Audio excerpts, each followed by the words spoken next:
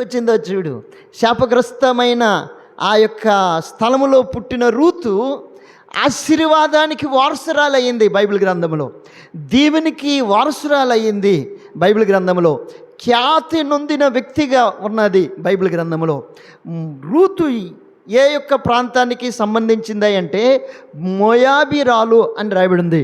మోయాబీలు ఎవరు అని అంటే ఆదికాండము 19వ అధ్యాయము 37వ వచనము. ఆదికాండము 19వ అధ్యాయము 30. వారిలో పెద్దది కుమారుని కని వానికి మోయాబు అని పేరు పెట్టెను. మోయాబీలు ఎవరు అనంటే లోతు యొక్క పెద్ద కుమార్తె యొక్క కుమారుడే మోయాబీయుడు. అంటే అక్రమము సంతానము కలిగినట్టు వారు మోయాబీలు. మోయాబీలు ఎవరు? అక్రమ సంతానం, తండ్రి వలన పుట్టినట్టు వారు.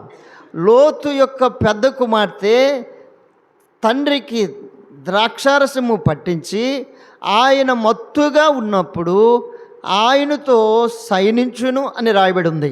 అంటే తండ్రి వలన అక్రమముగా ఈ మోయాబీలు పుట్టారు లోతు యొక్క పెద్ద కుమార్తెకి. అమోనీలు ఎవరు అని అంటే లోతు యొక్క చిన్న కుమార్తెకి పుట్టినట్టు వారు. ఆ కింద వచనంలోనే ఉంటుంది. చిన్నది కూడా కుమారును కనెను, వాని పేరు పెట్టును. అమోనీలకు మూల పురుషుడు. ఎవరికి మూల పురుషుడు? అమోనీలు, మోయాబీలు. వీళ్ళు ఇశ్రాయేలీలకు వ్యతిరేకమైన ప్రజలు. వీళ్ళు ఇశ్రాయేలీల జనాంగానికి వీళ్ళు ఎటువంటి వాళ్ళు? వ్యతిరేకము. కాబట్టి చూడు, లోతు యొక్క పెద్ద కుమార్తెకు పుట్టినట్టు జనాంగం వీళ్ళు మోయాబీలు, అమోనీలు. అటువంటి మోయాబీ నుండి వచ్చిన రూతు కొరకు రాయబడినదే రూతు యొక్క గ్రంథం. 4 అధ్యాయాలు రాశాడు దైవజనుడు. ఈ 4 అధ్యాయాల్లో 84 వచనాలు ఈమె కొరకు వివరించాడు. ఎన్ని వచనాలు? 84 వచనాలు ఈమె కొరకు రాసి పెట్టుకుంటూ వచ్చాడు. ఈ 84 వచనాల్లోని ఈమె కొరకు చెప్పిన ఈ 4 అధ్యాయాల్లో మొదటి అధ్యాయం ఏం చెప్పాము? మోయాబు దేశాన్నే విడిచిపెట్టింది. ఏ దేశాన్ని విడిచిపెట్టింది? మోయాబు దేశాన్ని విడిచిపెట్టిన రూతు అని చదివాము. 2వ అధ్యాయం ఏమని చదివామంటే బోయాజు యొక్క పొలములోనికి వచ్చింది. మోయాబు దేశాన్ని విడిచిపెడితే కానీ బోయాజు యొక్క పొలము దగ్గరికి రాలేకపోయింది. బోయాజు పొలములోనికి వచ్చిన ఆమె బోయాజు కళ్ళములోనికి వచ్చును. 3వ అధ్యాయము బోయాజు కళ్ళము దగ్గరికి వచ్చును అని రాయబడి ఉంటుంది. 4వ అధ్యాయం కళ్ళము దగ్గరికి వచ్చిన ఆమె ఇంటిలోనికి వచ్చింది. ఏం అనుభవం? ఆత్మీయ జీవితంలో 4 అనుభవాలు. ఒకటి ఏ అనుభవం అంటే మోయాబు దేశాన్ని విడిచిపెట్టే అనుభవం. మోయాబు దేశాన్ని అంటే పాపాన్ని విడిచిపెట్టే అనుభవం, శాపాన్ని విడిచిపెట్టే అనుభవం, అపరాధమును దోషమును విడిచిపెట్టే అనుభవం కలిగి ఉండాలి ఆత్మీయ జీవితంలో. మోయాబీలు అక్రమము సంబంధులు అని మనం చదువుతున్నాం. అక్రమముగా ఉన్నట్టు వారు ఎవరు కూడా దేవుని రాజ్యానికి వెళ్ళనే చేరరు. ఆయన యేసు ప్రభు వారు మాట్లాడుతూ ఈ విధంగా చెప్పారు. మత్తయి సువార్త 7వ అధ్యాయము 21వ వచనము. ప్రభువా ప్రభువా అని పిలిచి ప్రతివాడు పరలోక రాజ్యములో పరలోకమందున్న నా తండ్రి చిత్త ప్రకారము చేయు ప్రవేశించెను. ఆ దినమందు నన్ను చూచి ప్రభువా ప్రభువా మేము నీ నామమున ప్రవచించలేదా? నీ నామమున దెయ్యములను వెళ్ళగొట్టలేదా? నీ నామమున అనేకమైన అద్భుతములు చేయలేదా అని చెప్పుదురు. అప్పుడు నేను మిమ్మును ఎన్నడను ఎరగను, అక్రమము చేయువారులారా నా యొద్ద నుండి పండి. ఏమని చెప్పాడు? అక్రమము చేయువారులారా నా యొద్ద నుండి పొండి అని చెప్పాడు. కాబట్టి క్రమము లేని ఆత్మీయ జీవితంలో, క్రమము లేకపోతే, పద్ధతి లేకపోతే, ఆత్మీయ జీవితాన్ని కట్టుకునే విధంగా కట్టుకోలేకపోతే ప్రభువు వారు అన్నారు, అక్రమము చేయువారులారా నా యొద్ద నుండి పొండి. దేవుడు అల్లరికి కర్త కాడు, ఆయన సమాధానమునకు కర్త. ఆయన అల్లరికి కర్త కాడు. ప్రభు దగ్గరికి వచ్చినప్పుడు ఏది విడిచిపెట్టాలో దాన్ని ఏడు చేయాలా? విడిచిపెట్టాలి ప్రభువు కొరకు. ప్రభువు వారు నడుస్తున్నప్పుడు శిష్యులు అన్నారు, మేము నీతో పాటు నిన్ను వెంబడిస్తాము అని అన్నారు. అప్పుడు యేసు ప్రభు వారు ఈ విధంగా చెప్పాడు వాళ్ళకి. రండి, మత్తయి సువార్త 4వ అధ్యాయము 19వ వచనము లేక 18వ వచనము నుండి. మత్తయి యేసు పేతురు అనబడిన సీమోను, ఆంద్రియా వలవేట చూచెను, ఆయన నా వెంబడి రండి, నేను మిమ్మల్ని మనుషులు పట్టుగా జాలర్లుగా చేతునని వారితో చెప్పెను. వెంటనే వారు తమ వలలను విడిచిపెట్టి, దేన్ని విడిచిపెట్టి? వలలను విడిచిపెట్టి. వలలను విడిచిపెట్టి. వారి యొక్క జీవనానికి సాదృశ్యం. వల వేసుకుంటే కానీ వారికి ఆ పూట అనేది గడవదు. ఇప్పుడు ఒక పూట గడవనంటే వ్యక్తితో యేసుప్రభువు వారు చెప్పారు, వలను విడిచిపెడితే కానీ నేను మేము నేటి చేయను, మనుషులు పట్టు జాలర్లుగా చేయను. అది విడిచిపెడితే నీకు ఆశీర్వాదము. దేన్ని విడిచిపెడితే? వల. దేన్ని విడిచిపెడితే? మోయాబీ దేశాన్ని విడిచిపెడితే. మోయాబీ దేశాన్ని విడిచిపెడితే నీకేముందంటే ఆశీర్వాదం. ఆశీర్వాదం.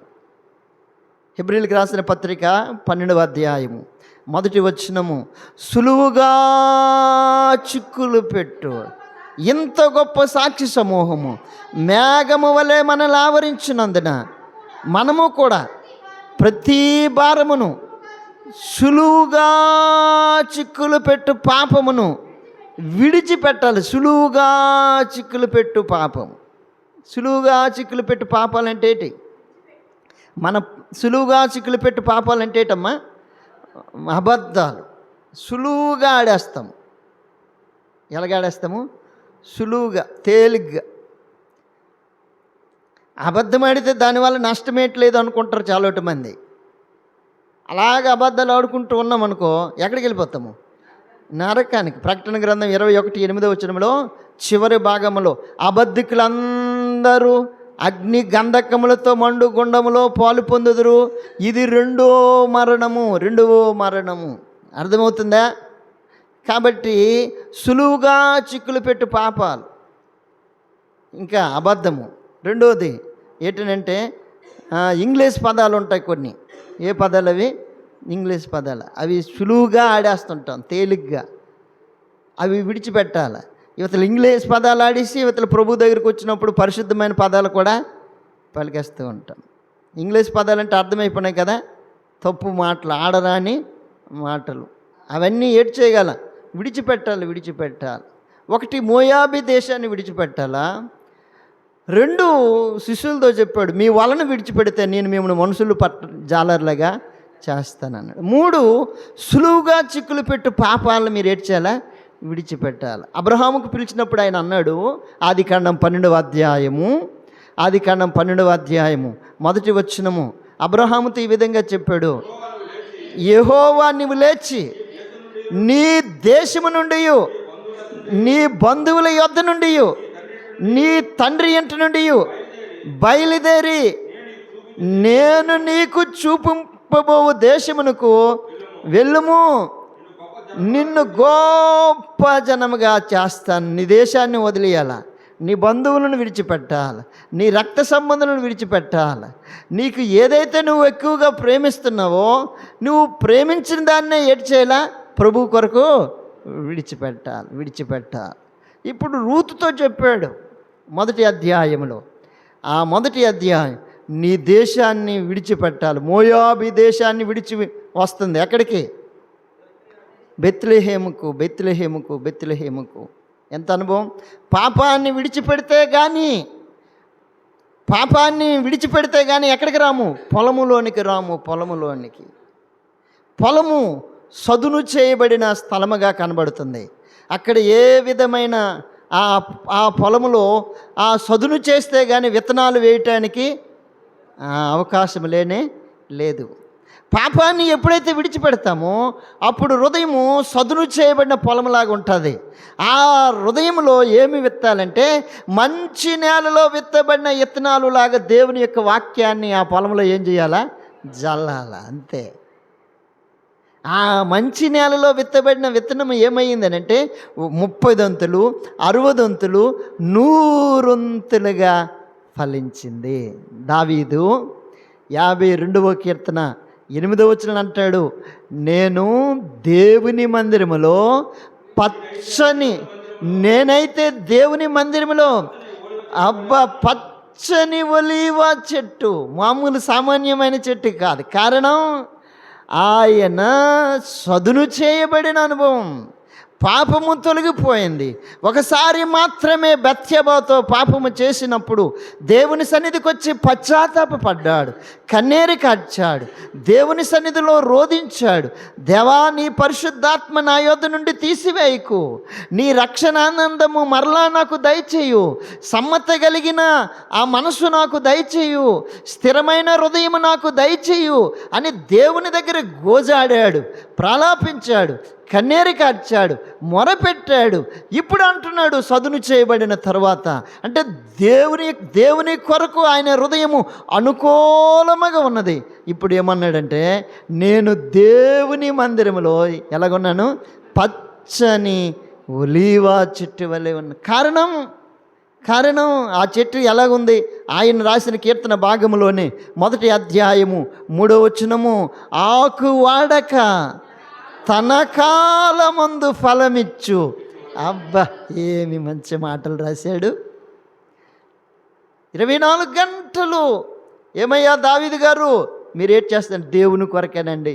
నా మొక్కు వేయకం దేవుని మందిరము కట్టబడాలని, దేవుని మందిరముకి వెళ్ళాలని, దేవుని మందిరములో నేను ఉండాలని, దుప్పి నీటి వాగుల కొరకు ఆశపడినట్లు నా ప్రాణము, దేవా నా ప్రాణము నీ కొరకేటవుతుంది, ఆశపడుచున్నది, తృష్ణగొనుచున్నది, అది సొమ్మసిలుచున్నది. ఇంత మంచి అనుభవాలు విడిచిపెట్టిన తర్వాత, పాపాన్ని విడిచిపెట్టిన తర్వాత ఏ అనుభవంలోనికి వచ్చాడంటే సదును చేయబడిన అనుభవం. అనగా పొలములోనికి వచ్చింది రూతు. ఎక్కడికి వచ్చింది? పొలములోనికి రావడమే కాదు, ఇప్పుడు ఎక్కడికి వచ్చిందంటే 3వ అధ్యాయంలో కళ్ళములోనికి వచ్చింది. ఎక్కడికి వచ్చింది? కళ్ళము అనగా అన్నీ సమకూర్చబడటము, సమకూర్పుకు సాదృశ్యం, పోగు చేటుకు సాదృశ్యం, యూనిటీకి సాదృశ్యం, ఐక్యతలోనికి వచ్చింది. ఎక్కడో ఉన్నదాయి ఇప్పుడు ఎక్కడికి వచ్చింది? పొలంలో ఉన్న వాళ్ళందరితో ఏం చేయబడ్డదంటే ఐక్యతలోనికి వచ్చింది, సమకూర్చబడ్డది. తనకి భాష రాదు, తనది మోయాబీ దేశము, ఇది బెత్లెహేము దేశము. తన భాష వేరే, తన బంధువులు వేరే, తన కల్చర్ వేరే, తన విధానము వేరే. కానీ ఇక్కడికి వచ్చిన తర్వాత వీళ్ళందరితో కలిసిపోయింది, మిళితమైపోయింది, యూనిటీ కలిగి ఉంది. బైబిల్ ఏమని చెప్పిందంటే 133వ కీర్తన 1-2 వచనాలు, సహోదరుల ఐక్యత కలిగి నివసించుట ఎంత మేలు, ఎంత మనోహరం, అక్కడ శాశ్వత జీవము ఆశీర్వాదం ఉన్నది అన్నాడు. ఎంత మంచి మాట. కాబట్టి ఐక్యతలోనికి వచ్చింది. సంఘములో ఏం అవసరము? ఐక్యత లేదు. కారణం అక్రమము విస్తరించుట చేత. మత్తయి సువార్త 24వ అధ్యాయము 13వ వచనము, అక్రమము 24:13 వచనం, అక్రమము విస్తరించుట చేత అనేకులు ప్రేమ ఏమైపోయింది? చల్లారిపోయింది. ఎక్కడుంది ఐక్యత? దేవుని ప్రజల మధ్య ఏమి లేదు, ఐక్యత కరువైపోయింది. కళ్ళములోనికి సమకూర్చబడుతున్నారు కానీ ఈ గింజ అటు తుల్లిపోతుంది, ఆ గింజ ఇటు తుల్లిపోతుంది. ఆయన కళ్ళము దగ్గరికి వచ్చినప్పుడు, సమకూర్చబడినప్పుడు అది యూనిటీలోనికి రావట్లేదు, ఐక్యతలోనికి రావట్లేదు, సమాధానంలోనికి రావట్లేదు. ఎవరైతే కళ్ళము దగ్గర ఉంటారో, ఎవరైతే ఆయన ఆయన చేట ఆయన చేతిలో ఉంది. బైబిల్ చెప్తున్న మాటలు మత్తయి సువార్త 3వ అధ్యాయము, మత్తయి సువార్త 3వ అధ్యాయము దేవుని యొక్క మాటలు ఈ విధంగా రాయబడి ఉంది. ఆయన చేట ఆయన చేతిలో ఉంది. 3వ అధ్యాయము 8వ వచనము 12వ వచనం చదువునాను. 12వ వచనము, ఆయన చేట ఆయన చేతిలో ఉంది. ఆయన తన కళ్ళమును బాగుగా శుభ్రము చేసెను. గోధుమలు కొట్లో పోసి ఆరన అగ్నితో పొట్టు నేర్చేస్తాడు, కాల్చేస్తాడు. అర్థమవుతుందా? కళ్ళమ దగ్గర ఎవరైతే సమాధానముగా యూనిటీ కలిగి ఐక్యతలో ఉంటారో ఆ గట్టి గింజలన్నీ తీసుకొని వెళ్ళి ఎక్కడేస్తాడు? కొట్లోనికి వస్తాయి. గట్టి గింజలు ఏకం ఎక్కడికి వస్తాయి? కొట్లోనికి. కవ్వ పొల్లు అన్నీ ఎక్కడికి వెళ్ళిపోతాయి? చెత్తాకం అగ్నిలోనికి. అర్థమవుతుందా? ఇప్పుడు కళ్ళము నుండి రూతు ఎక్కడికి వచ్చిందంటే ఇంటిలోనికి వచ్చింది. ఇంటిలోనికి అని అంటే అర్థం ఏంటంటే ఈ గట్టి గింజలేకం ఎక్కడికి వెళ్ళాయి? ఇంటిలోనికి వెళ్ళాయి. అంటే దేవుని మందిరంలోనికి వచ్చింది. ఇప్పుడు ఎక్కడికి వచ్చింది? దేవుని మందిరంలోనికి వచ్చింది. దేవుని మందిరానికి వచ్చుట ద్వారా, బోయాజు ఇంటికి వెళ్ళిన ద్వారా తనకేమి కలిగిందంటే వారసత్వపు హక్కు కలిగింది. హక్కు లేని ఆమెకి ఇప్పుడు ఏమి కలిగింది? హక్కు కలిగింది. అదే పొలములో నేకేరుకుంటున్న ఆమె ఇప్పుడు అదే పొలానికి ఏమైందంటే యజమానురాలయ్యింది, వారసురాలయ్యింది. కారణం మోయాబు దేశాన్ని విడిచిపెట్టుట ద్వారా. ప్రభు అన్నాడు, మోయాబు దేశాన్ని విడిచిపెట్టినప్పుడు రూతు పలికిన మాటలు చదువుతున్నాను. ఆ దేశాన్ని విడిచిపెట్టినప్పుడు అత్త రూతుతో అంటుంది, నా వెంబడి నువ్వు రాకు, నన్ను వెంబడించుకు, మరలా నేను పిల్లలను కనను అని అంటే ఇప్పుడు రూతు ఒక తీర్మానం చెప్తుంది. రూతు తీర్మానాన్ని చదువుతున్నాను. 1వ అధ్యాయము 16వ వచనము, అందుకు రూతు నా వెంబడి రావద్దనియు, నన్ను విడిచిపెట్టమనియు నన్ను బతిమాలుకొనవద్దు. నీవు వెళ్ళిన చోటుకే నేను వచ్చేదను, నీవు నివసించిన చోటనే నేను నివసించేదను. నీ జనమే నా జనము, నీ దేవుడే నా దేవుడు. అబ్బా, రూతు ఎన్ని అనుభవం చెప్పింది తన అనుభవంలో. రూతు తన అత్త దేవుడిని గురించి తెలుసుకుంది. ఏమంటుందంటే, అత్త నీ వెంబడి రావద్దని నన్ను అనవద్దు, నీ దేవుడే నా దేవుడు. నీ దేవుడు ఏ దేవుడు? నీ దేవుడు నేను కలిగి ఉన్నాను. నీ దేవుడు ఎటువంటి దేవుడు అని అంటే ఆమె చెప్పిన ఆ పదాలలో కొన్ని మాటలు చదువుతున్నాను. ఆ దేవుడు ఎటువంటి దేవుడు అని అంటే ఆదికాండము 17వ అధ్యాయము 1వ వచనము, అబ్రహాము ప్రత్యక్షమై నేను సర్వశక్తి కలిగిన దేవుడును. నెంబర్ 1, ఆ దేవుడు సర్వశక్తి కలిగిన దేవుడు. ఆ దేవుడు వేరే వాళ్ళ యొక్క శక్తి మీద ఆధారపడువాడు కానే కాడు. కారణం ఆయన సర్వశక్తి కలిగినట్టి వాడు, ఆయన సర్వభౌనుడు. ఆయన శక్తిని గురించి అపోస్తులుడైన పౌలు ఈ విధంగా రాశాడు. రోమీయులకు రాసిన పత్రిక 1వ అధ్యాయము 20వ వచనంలో ఈ మాటలు ఈ విధంగా రాశాడు. ఆయన అదృశ్య లక్షణములు ఏమనగా ఆయన నిత్య శక్తియు దేవత్వమును జగత్ ఉత్పత్తి మొదలుకొని సృష్టింపబడిన వస్తువులు ఆలోచించుట వలన తేటపరచబడుచున్నవి. ఆయన ఎంత శక్తి కలిగిన వాడు అనంటే సృష్టింపబడిన, ఆయన సృష్టించిన ప్రతి దానిని ఆలోచించుట వలన ఆయన శక్తి ఏమిటో మనకు అర్థమవుతుంది. ఆయన ఏమి సృష్టించాడు? ఆయన నోటి మాట చేత సూర్యుడా నువ్వు కలుగునుగాక అంటే కలిగాడు, చంద్రుడా నువ్వు కలుగునుగాక అంటే కలిగాడు, నక్షత్రములు కలుగునుగాక అంటే కలిగాయి, ఆయన సముద్రము కలుగునుగాక అంటే కలిగింది, ఆకాశమా కలుగునుగాక అంటే కలిగింది, భూమి కలుగునుగాక అంటే కలిగింది. అందుకు ఆయన అన్నాడు, ఆయన నిత్య శక్తి, ఆయన మాటలో గొప్ప శక్తి ఉంది, ఆయన మాటలో గొప్ప ప్రభావం ఉన్నది, ఆయన మాటలో జీవమున్నది. కాబట్టి బైబిల్ ఏమని చెప్పిందనంటే, రూతు చెప్తుంది, అత్త నీ దేవుడు సామాన్యమైన దేవుడు కాదు, ఆయన నీ సర్వశక్తి కలిగిన దేవుడు అని చెప్పింది. 1, 2 దేవుని యొక్క మాటలు చదువుతున్నాను. రండి, దేవుని యొక్క గ్రంథంలో దేవుని మాటలు చదువుతున్నాను. దానియేలు రాసిన గ్రంథము 6వ అధ్యాయము 26వ వచనము. దానియేలు రాసిన గ్రంథము 6వ అధ్యాయము 26వ వచనము. దానియేలు యొక్క ఏమనగా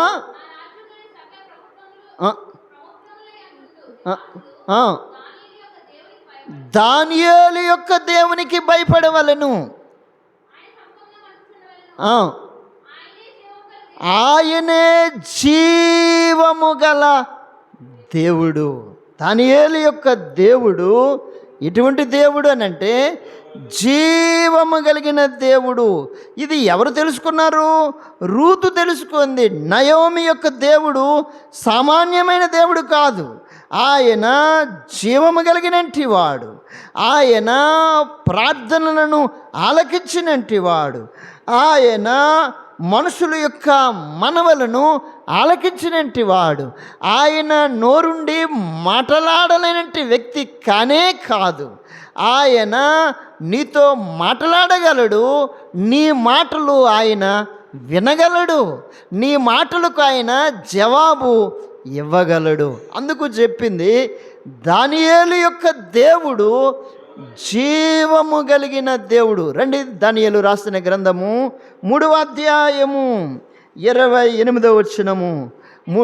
నెబుకద్నెజరు షద్రక్ మెషకు అబేద్నెగోనుతో వీరు దేవుడు పూజార్హుడు. వీరు దేవుడు ఏ అర్హుడు?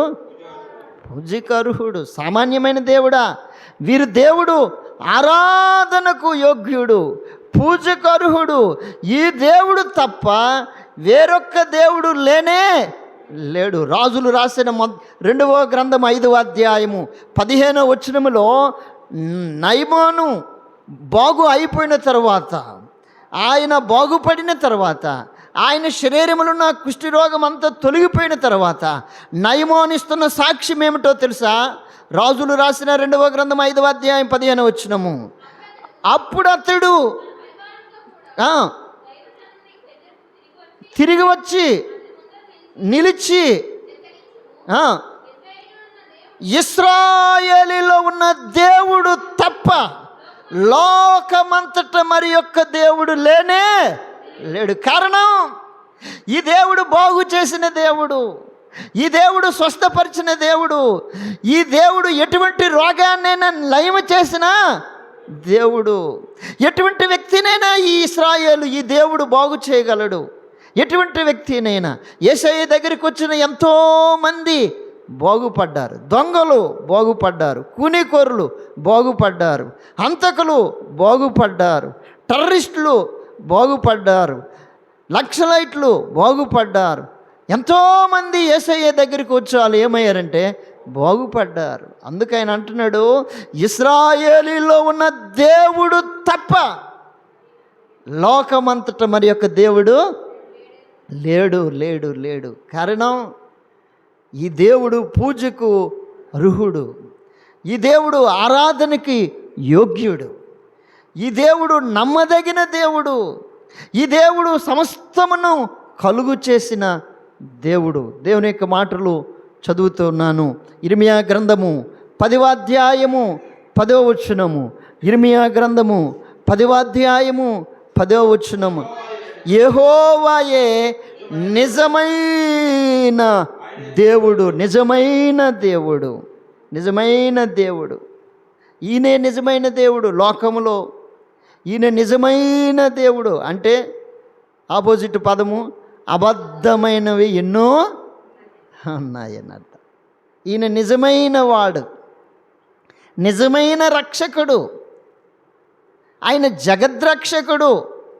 సర్వలోక మానవుల యొక్క పాపము నిమిత్తము గత 2025 సంవత్సరాల క్రితం ఈ లోకానికి వచ్చి కలువరి శిలువలో విలువైన తన ప్రాణాన్ని పెట్టినట్టు దేవుడమ్మా.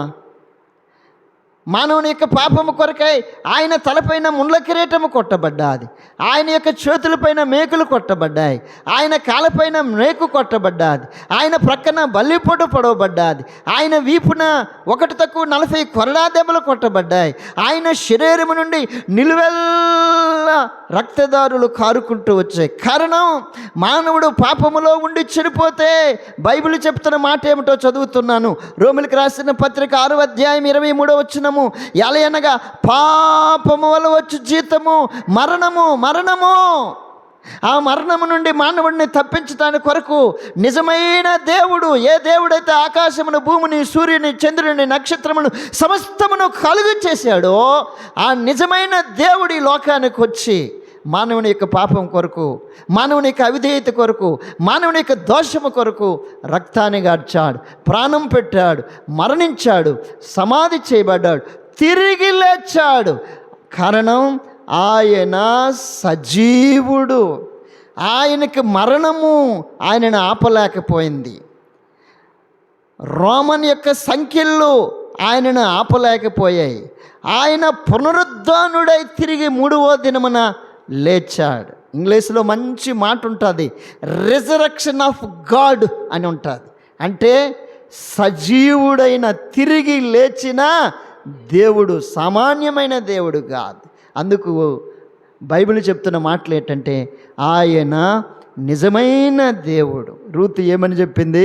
నెంబర్ 1, ఆయన సర్వశక్తి కలిగిన దేవుడు అని చెప్పింది. 2, జీవము కలిగిన దేవుడు. 3, పూజార్హుడైన దేవుడు. 4, లోకమంతటి ఏ దేవుడు లేడు. 5, యెహోవాయే నిజమైన దేవుడు. 90వ కీర్తన మొదటి 2 వచనాలు, ప్రభువా తరతరములకు పర్వతములు పుట్టక మునుపు, భూమిని లోకమును పుట్టింపక మునుపు, యుగ యుగములు నీవే దేవుడు, యుగ యుగాలు ఉండే దేవుడు. యేసుక్రీస్తు వారు నిన్న నేడు ఏకరీతిగా ఉన్నట్టివాడు. కారణం, ఆయనకు మార్పు లేదు. కాలాలను బట్టి మారేవాడు కానే కాడు. ఆయనలో మార్పు లేదు. ఆయన ఈ విధంగా అన్నాడు, ఆదియు నేనే, అంతమును నేనే. ఆయన ఈ విధంగా అన్నాడు, అల్ఫా నేనే, ఓమేగా నేనే అన్నాడు. ఆయన ఈ విధంగా అన్నాడు, నేను మొదటి వాడును, కడపటి వాడును అన్నాడు. ఆయనకు అంతము లేదు. ఆయన యుగయుగాలు ఉండే దేవుడు. ఆయన నిన్న నేడు ఏకరీతిగా ఉన్నట్టు వాడు. పరిస్థితులను బట్టి మారేవాడు కానే కాడు. ఈ దేవుడిని వదిలేసి ఎక్కడికి వెళ్ళిపోద్ది రూతు? అందుకు అత్త దగ్గర ఉన్నప్పుడు ఇవన్నీ తెలుసుకుంది. అమ్మో, మా అత్త నమ్ముకున్న దేవుడు సామాన్యమైన దేవుడు కాడు. వార్ప ముద్దు పెట్టి వెళ్ళిపోయింది. కానీ రూతు ఉండిపోవడానికి కారణం ఏంటంటే ఆ దేవుడిని తెలుసుకుంది, ఆ దేవుడిని గురించి ధ్యానము చేసింది. అత్త ఇంత ముసలితనములో కూడా తనకి ఎంతో దుఃఖకరమైన పరిస్థితులు వాటిల్లినప్పటికీ కూడా యెహోవా దేవుడిని ప్రార్థించుకుంటూ ఆగిపోతుంది. కారణం, ఈ దేవుడిలో ఏదో ఒక గొప్ప విషయము ఉన్నది అని తెలుసుకుంది. అందుకు అత్తతో అంటుంది, నీవు నా వెంబడి రావద్దని చెప్పకు, ఒక తీర్మానం నేను చేసుకున్నాను. ఏటి నీ తీర్మానం అని అంటే, నీ దేవుడే నా దేవుడు. ఎందుకు అలాగే చెప్పింది అని అంటే, ఇన్ని కారణాలు చదివాం. ఎన్ని కారణాలు? 1, ఆయన సర్వశక్తి కలిగిన దేవుడని గ్రహించింది. 2, ఆయన ఎటువంటి దేవుడు? ఆయన ఎటువంటి దేవుడు? జీవము కలిగిన దేవుడని గ్రహించింది. ఆయన పూజకు అర్హుడని గ్రహించింది. ఆయన నిజమైన దేవుడని గ్రహించింది. యుగయుగములు ఉండే దేవుడని గ్రహించింది. దేవుని యొక్క మాటలు చదువుదాం. తీతు రాసిన పత్రిక 3వ అధ్యాయము 13-14 వచనాలు.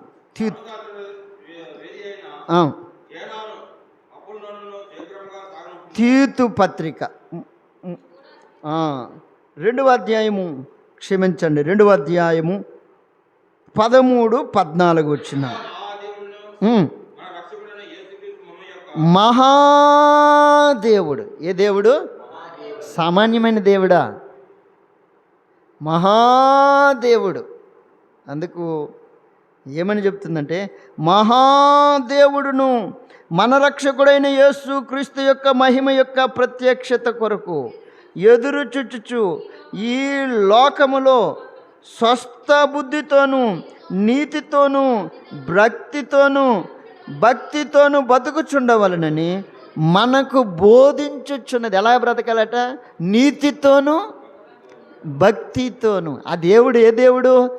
మహాదేవుడు. సీన్ పాటల పుస్తకంలో మంచి పాట రాశాడు కదా దైవజనుడు. మహాదేవుడా నీవే, మహాదేవుడవు నీవే, సర్వదర్శి సర్వజ్ఞాని, సర్వదర్శి సర్వజ్ఞాని, సర్వవ్యాప్తి యేసు నీవే, సర్వవ్యాప్తి యేసు నీవే, మహాదేవుడవు ఇవే, మహాదేవుడ ఇవే. చాలు. కాబట్టి బైబిల్ గ్రంథము సెలవిస్తున్న మాటలు ఏంటంటే, ఆయన మహాదేవుడు. ఆ దేవుడిని గురించి తెలుసుకున్న తర్వాత రూతు ఇప్పుడు తన అత్తతో పాటు వెళ్ళటానికి తన మనసు ఏమైందంటే కుదుర్చుకుంది, నిర్ణయం చేసుకుంది. అత్త, నీతో పాటు నేను ఎక్కడికి వస్తాను? బెత్లెహేము దేశానికి వస్తాను. నీ దేవుడు మరలా నీ ప్రజలకి ఆహారం ఇస్తున్నాడని మాట నాను తెలుసుకున్నాను.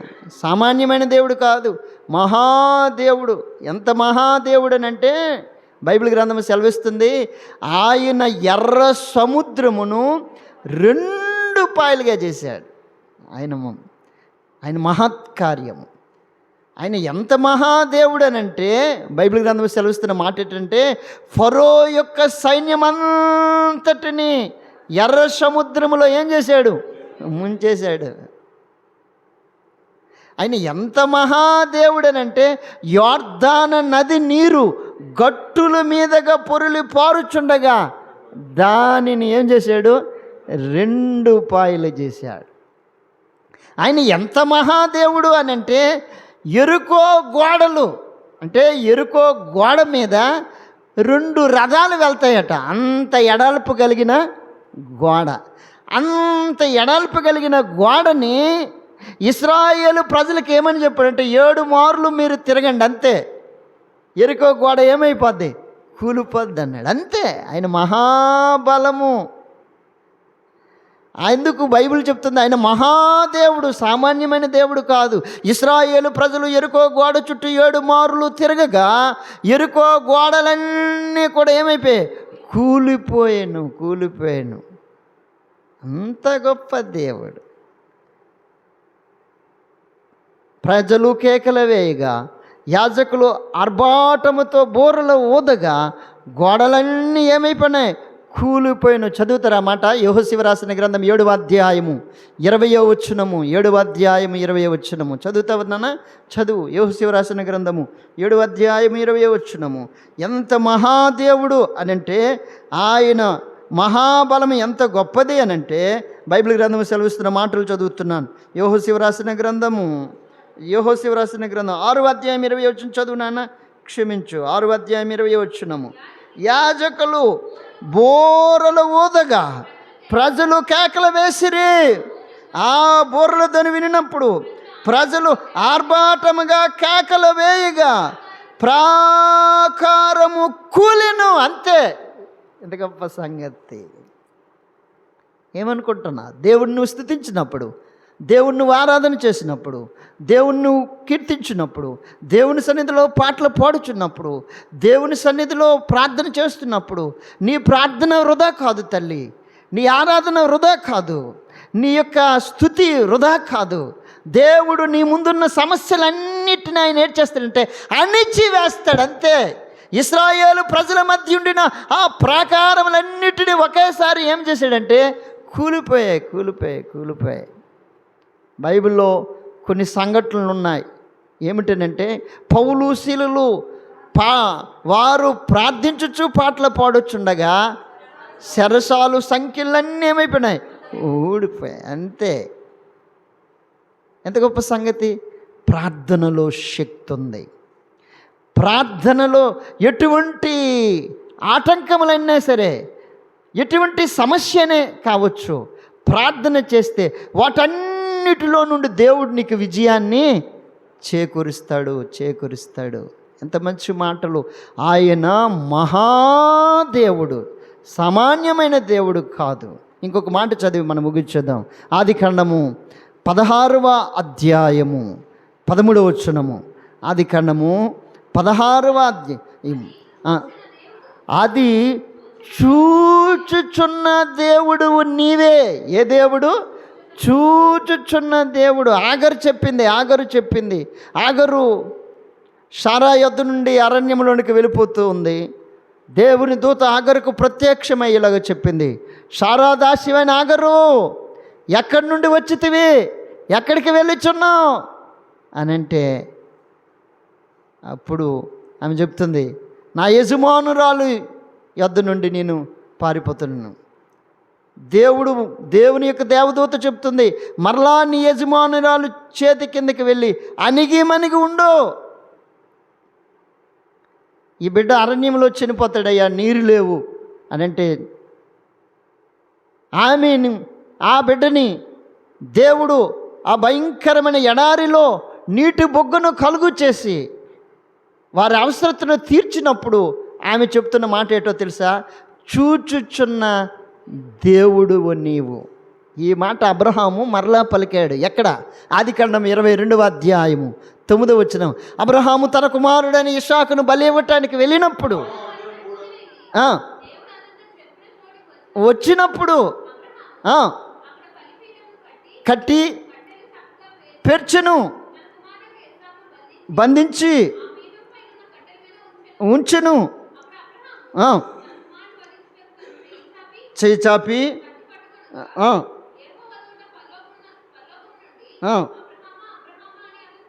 పిలిచెను.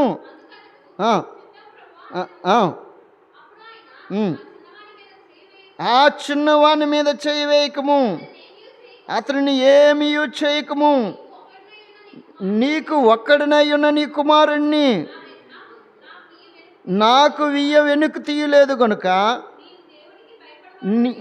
నీవు దేవునికి భయపడువాడవని ఇందువలన నాకు కనబడుచున్నదనెను. అప్పుడు అబ్రహాము కనులెత్తి చూడగా పొదలో కొమ్ములు తగులుకొని ఉన్న ఒక పొట్టేలు వెనుక తట్టున కనబడెను. అబ్రహాము వెళ్ళి ఆ పొట్టేలును పట్టుకొని తన కుమారుడికి మారుగా దానబలిగా అర్పించెను. అబ్రహాము ఆ చోటికి యెహోవా ఈరే అని పేరు పెట్టిన అనగా ఈ యెహోవా చూచుకొనెను. అబ్బా, ఎంత మంచి మాటలు. దేవుడు నీ ప్రతి పరిస్థితి దేవుడికి అప్పగించితే ఆయన కలుగు చేసుకుంటాడు, ఆయనే చూసుకుంటాడు. అది నీ ఉద్యోగమే కావచ్చు, అది నీ పిల్లల భారమే కావచ్చు, అది నీ వ్యక్తిగత సమస్యనే కావచ్చు, అది నీ కుటుంబ సమస్య కావచ్చు, అది ఏ సమస్యనే కావచ్చు. అది ఎవరి మీద పెట్టాలి? దేవుని మీద ఆ భారం పెడితే దేవుడే చూసుకుంటాడు. నీ పిల్లలకి ఇంకా పెళ్ళిళ్ళు అవ్వలేదా? బాధపడకు, దేవుని మీద నువ్వు ఆ భారము పెట్టు. ఆయన అన్నాడు 55వ కీర్తన 22వ వచనంలో, నీ భారము యెహోవా మీద మోపుము, అప్పుడు ఆయన నిన్ను ఆదుకుంటాడు. అబ్రహాము దేవుని వైపు చూచాడు, ఆగరు దేవుని వైపు చూచింది, దేవుని సన్నిధిలో మొరపెట్టింది. దేవుడు అద్భుత రీతిగా వారి అవసరతలను ఏం చేశాడు? తీర్చుకుంటూ వచ్చాడు. దేవునిపై ఆధారపడితే దేవుడు మన అవసరతలన్నీ తీరుస్తాడు, మన ప్రార్థనకు ఆయన జవాబు ఇస్తాడు. ఆ సంగతి రూతు తెలుసుకుంది. అందుకు ఆమె అన్నది, నీ దేవుడే నా దేవుడు. ఆయన ఏ దేవుడు అని అంటే త్వరగా మీరు చెప్పాలి కరెక్ట్గా. 1, సర్వశక్తి కలిగిన దేవుడు. 2, జీవము కలిగిన దేవుడు. 3, పూజార్హుడైన దేవుడు. 4, లోకములో అటువంటి దేవుడు లేదు, లోకమందున్న దేవుడు. 5, నిజమైన దేవుడు. 6, యుగయుగాలు ఉండే దేవుడు. 7, మహాదేవుడు. 8, చూచుచున్న దేవుడు. దేవుడు ఈ పరిశుద్ధ లేఖనములను మన వినికిడిలో దీవించును గాక. ఆమేన్.